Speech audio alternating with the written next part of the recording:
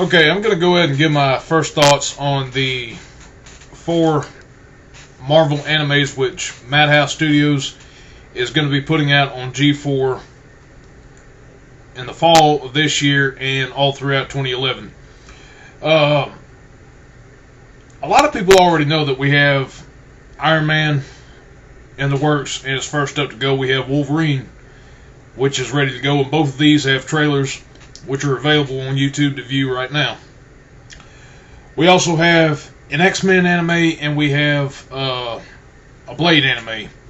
All 4 of these will be 12 30-minute episodes apiece, and I'm not sure if they're going to air at the same time over the course of next year, or if it's just going to be like, we'll go ahead and do Iron Man, Wolverine, X-Men, Blade. Not exactly sure of the order.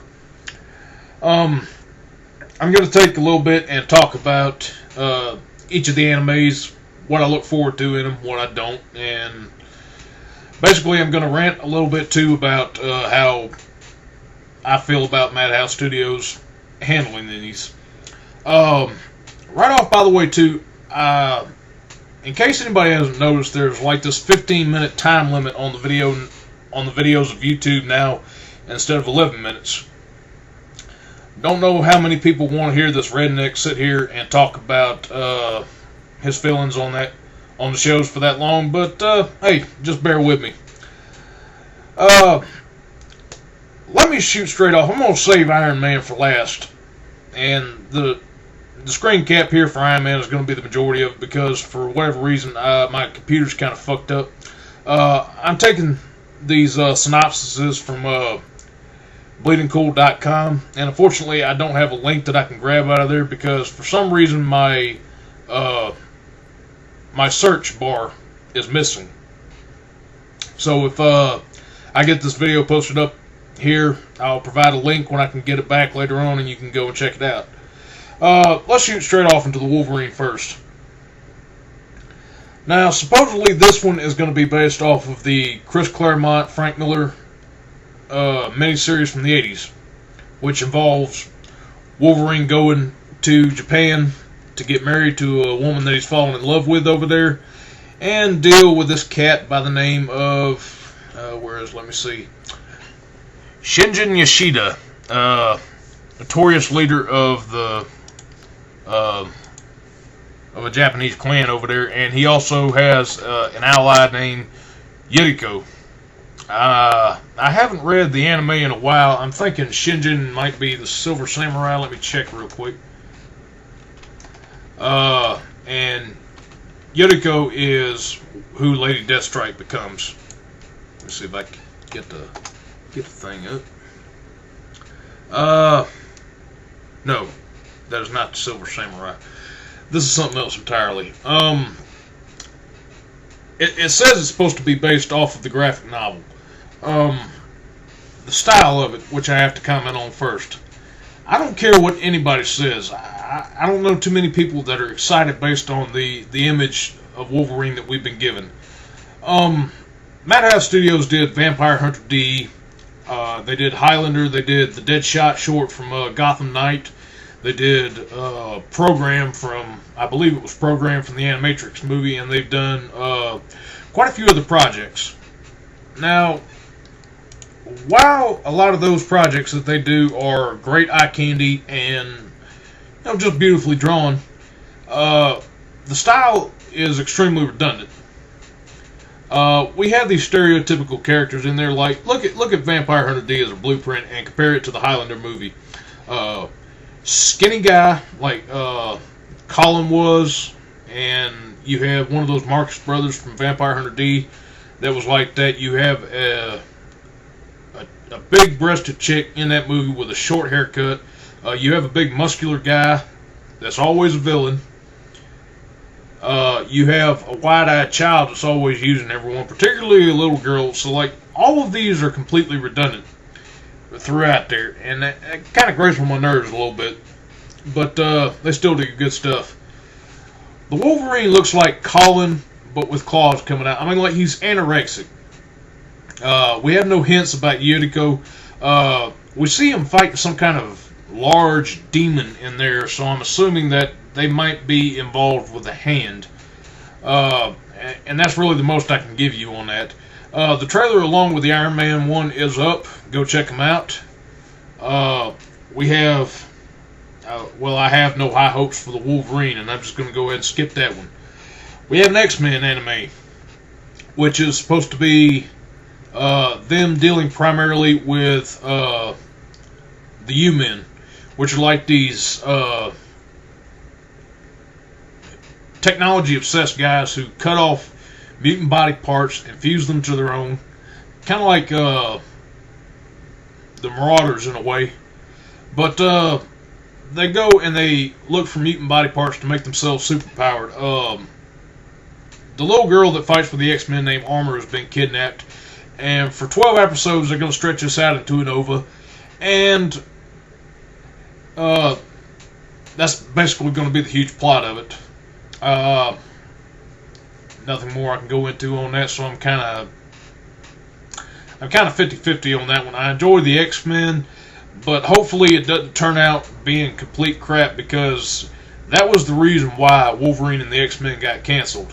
I'll grant you it was not the greatest show, but at least they could have gone somewhere with it. And by the way, I would have liked to have seen the Age of Apocalypse story be translated over, Marvel. I know there's a chance you're not going to listen to this, but such a shame you had to cancel that show. I would have liked to have seen where that gone. And that's pretty much it. Blade. Blade is going to deal primarily with Deacon Frost. Didn't we already see this in the movie? Blade doesn't really have much of a rogues gallery. You have Deacon Frost, who is a Z-list character, and they only use him because of the personal ties that he had in attacking Blade's mother and helping to make Blade. And you have Dracula. You have at least one other powerful vampire that I've read in back issues of the Night Stalkers and the early anime or the early comic series that Blade had in the 90s. They could have used Varney. Unfortunately, they're not. This series is just basically going to involve him tracking Deacon Frost for revenge, and he's also going to have it's like some huge vampire plot to destroy the world, and that's pretty much it. Have no idea what that's going to look like. Could be good, could be bad. We'll just see where that goes. And while I'm kind of complaining about the Deacon Frost, because are they going to? I was kind of wondering if they're going to make him look like his comic book counterpart does, or if they're going to make him look like Stephen Dorff did. I had to go back to the Wolverine anime for a second, because I'm extremely tired, or I'm not tired of it. I have a bad feeling because they're going to be adapting material to a live action movie at the same time that they're going to go and do it in an animated form. Wolverine is not the first thing. Upcoming, we have the Ultimate Spider-Man movie, which I've talked about before, which will be adapted at the same time onto the big screen and into a children's television series. We already saw a good example of what happened with this when Wolverine Origins came out, and they did the Hulk versus Wolverine, which was just Weapon X all over again. Now, I don't know about this, but it just kind of runs the story into the ground with me. Because there is supposed to be a Wolverine 2 coming out, which will be based on, you guessed it, the Wolverine miniseries by Chris Claremont and Frank Miller. That's just going to run the shit to the ground. And that's really all I have to say about that. I have no high hopes for the Wolverine anime when it comes out. But anyways, to get back on topic from that bullshit, finally we have the Iron Man anime, which has a couple of trailers up right now. It looked good the first time, but now we've started getting a lot of complaints, particularly from Ziploc Bloody, whose video I watched before I sat down to do this. He talked about his qualms with it because it's going to be 2D animation mixed with CGI that, according to him, doesn't really look good. That's a 50-50 thing with me. The last anime that I watched, because I don't really have a lot of time to watch anime like I used to. If I can't catch it on Adult Swim on Saturday night, I'm not usually going to see it. I borrowed the Keras over from a friend and watched it, and it's a lot of anime mixed with some CG. That was alright. So I can't really comment on that too much. Basically, the plot of the Iron Man is that he's coming over to Japan to talk about an alternative energy source for a lot of the people that are trod upon down there, but the Japanese government and the media are interfering because of the nuclear reactor source that he's transferring over there to give them this free energy. And he's going to be dealing primarily with Zodiac, or the villain group known as Zodiac, which is kind of interesting because we haven't seen them. The last time that I saw them adapted into anything animated was in the Avengers United They Stand series from the late 90s, and that just completely butchered those characters by making them aliens. But anyways, I could get to like this.